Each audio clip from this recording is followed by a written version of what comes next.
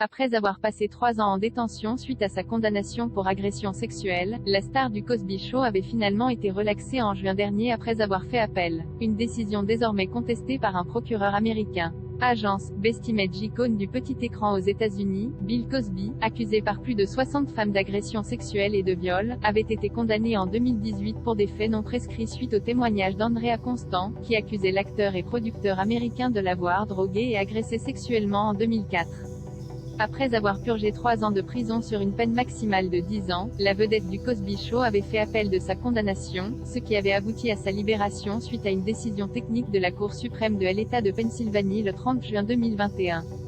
Verdict très attendu après l'affaire Harvey Weinstein qui a ébranlé Hollywood en 2017, ce revers dans le procès de Bill Cosby avait sonné comme un terrible constat d'échec pour le mouvement Croisillon MeToo et les nombreuses plaignantes qui s'étaient dressées contre la star. Andrea Constant avait qualifié ce jugement de décevant et préoccupant, car il pouvait décourager les victimes qui cherchent à obtenir justice en réponse aux agressions sexuelles.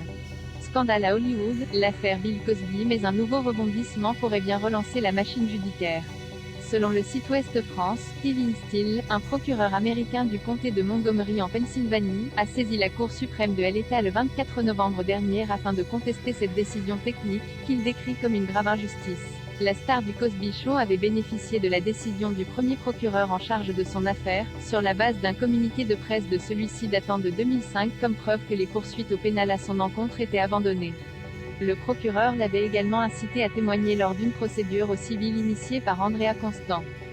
C'est sur ce document et ce témoignage au civil, durant lequel Cosby avait reconnu avoir donné un sédatif à la plaignante avant d'effectuer des attouchements sur elle, jugeant qu'elle était consentante face à son absence de réaction, que s'appuie désormais le nouveau procureur afin de contester la libération de la star. Pour justifier sa demande de réexamen par la Cour suprême, Kevin Steele a déclaré que ce verdict établissant qu'un communiqué de presse de procureur confère apparemment désormais l'immunité pourrait avoir des conséquences néfastes pour la justice.